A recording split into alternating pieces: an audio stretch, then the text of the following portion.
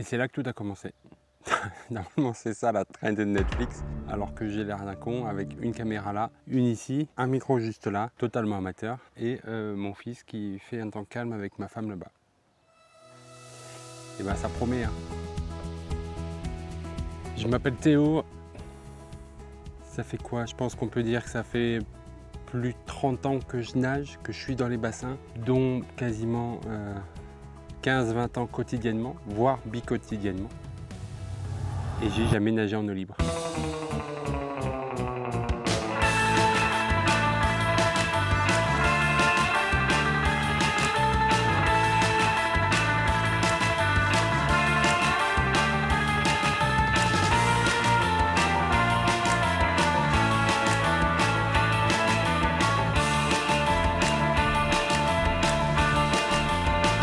J'ai fait une compétition en eau libre.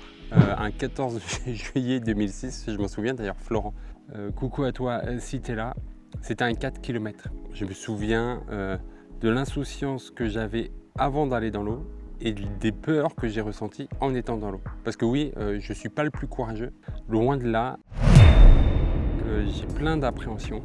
Mais je me lance. Il est temps, après plus de 30 ans à nager, à m'entraîner, à entraîner les gens, à accompagner les nageurs d'eau libre, les triathlètes. Il est temps que moi aussi, je goûte à cette sensation de nager en dehors du carrelage. Avec Swim Smart, j'ai envie de faire plus de vlogs. J'ai envie d'être invité à des championnats, à des épreuves, à des triathlons et faire du vlog. Mais je ne sais pas faire. Et je passe mon temps à te dire que pour nager, pour progresser en natation, le meilleur moyen c'est de nager. Et je m'applique à moi-même ce que je te dis. Donc pour apprendre à vlogger, je vais vlogger. À force d'interviewer des gens qui traversent la Manche, à force d'interviewer des triathlètes, des champions du monde de nage en eau libre, à mon tour d'enfiler le maillot de bain et de voir. Mais pour ça, j'ai plein d'éléments à découvrir. J'ai plein de peurs à surmonter. La première des peurs, et c'est pas la plus glorieuse, j'ai peur de ce qu'il y a dans l'eau. J'ai peur, des algues, des poissons, des requins, des baleines qu'il peut y avoir dans le lac. Parce que oui, je suis sûr qu'il y en a. Tout le monde dit que non, mais bon, j'ai vraiment cette peur-là. Rien que quand je vais nager, barboter plus que autre chose, dans le lac avec mon fils, avec ma famille, avec mes amis, dès qu'il y a quelque chose qui m'effleure, je panique. Mais je vais devoir nager là. Chaque fois que je te conseille de faire tu te lances dans un projet, il faut fixer des objectifs et savoir quand tu pourras être satisfait de toi. J'aimerais arriver à ressentir exactement ce que je ressens dans l'eau, dans le bassin. Tout le monde m'a dit, tu verras quand tu cours, petit à petit, tu vas te sentir libre, tu vas te sentir faire qu'un avec la nature, tu vas te sentir apaisé. Faux. J'ai fait un marathon, j'ai fait un 70 km dans les Vosges. Ça n'arrive toujours pas, je suis toujours en attente. Mon objectif, c'est de prendre du plaisir en eau libre, de redécouvrir les sensations, de me connecter avec tout ça et pourquoi pas participer à une compétition avec certains d'entre vous. On va commencer la première partie de cet apprentissage qui est la découverte. J'ai commandé une bouée parce que oui, la sécurité, je l'ai dit suffisamment de fois quand je faisais des épisodes de Swim Smart, la sécurité avant tout. Et dans la mesure du possible, je ne vais pas nager seul. Si tu es dans le même cas, si tu as été dans le même cas ou si tu hésites à passer le cap, abonne-toi. Dans un premier temps, ma cible de sortie, c'est 1 à 2 sorties par semaine, un vlog par semaine pour apprendre à découvrir l'eau libre, faire du montage de vlog. Ça, je ne sais pas faire, mais je vais apprendre avec toi. On va apprendre ensemble.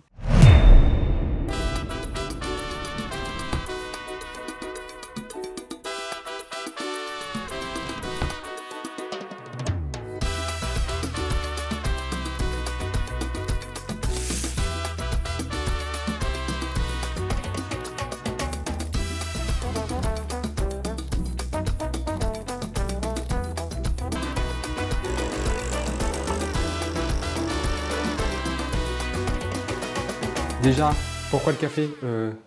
Comme je te l'ai dit, je ne sais pas faire les vlogs, je ne sais pas vlogger. Donc ça fait 1 semaine, 10 jours, depuis que j'ai ça en tête, que je regarde tous les documentaires sur les vlogs, que je regarde plein de vlogs, et il y a tout le temps une scène de café. Donc, on l'a fait, la voilà. Ça y est, on y est. J'ai reçu la bouée hier.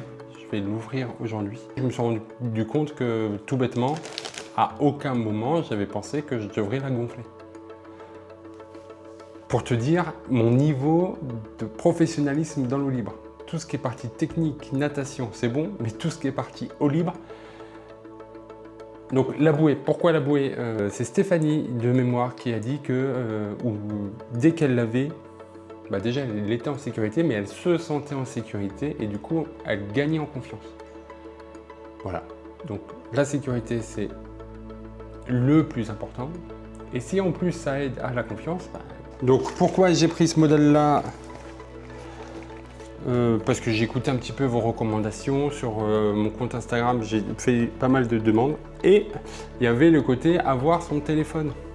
Donc la poche est là, je crois qu'on peut mettre des choses dedans.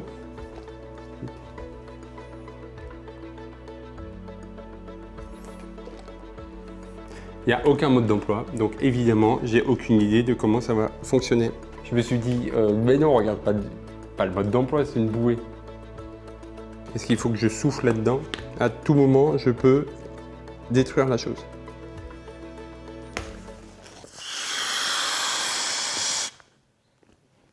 Eureka!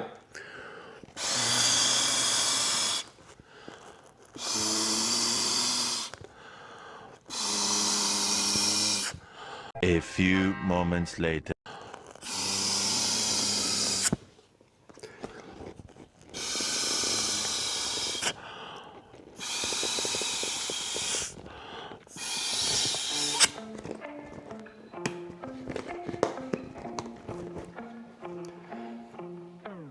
Et la simplicité du truc me fait encore plus prendre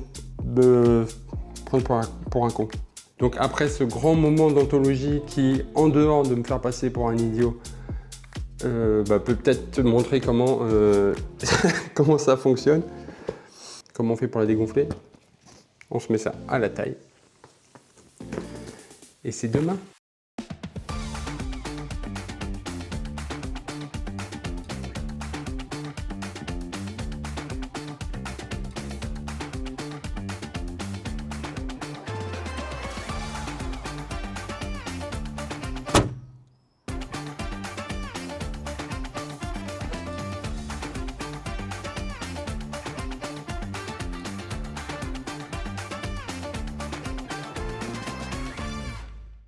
J'ai l'air d'un con en slip avec le bonnet de bain pour faire ma première sortie en eau libre.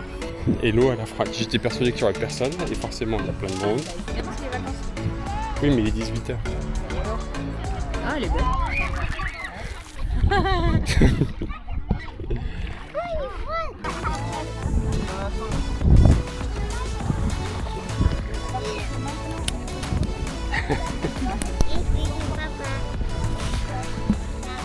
Il va falloir. Hein. Donc, elle n'est pas si froide que ça. Ça va plutôt pas mal. Mais du coup, maintenant je fais comment pour nager, vu que d'un côté je tiens. Je crois que je vais changer.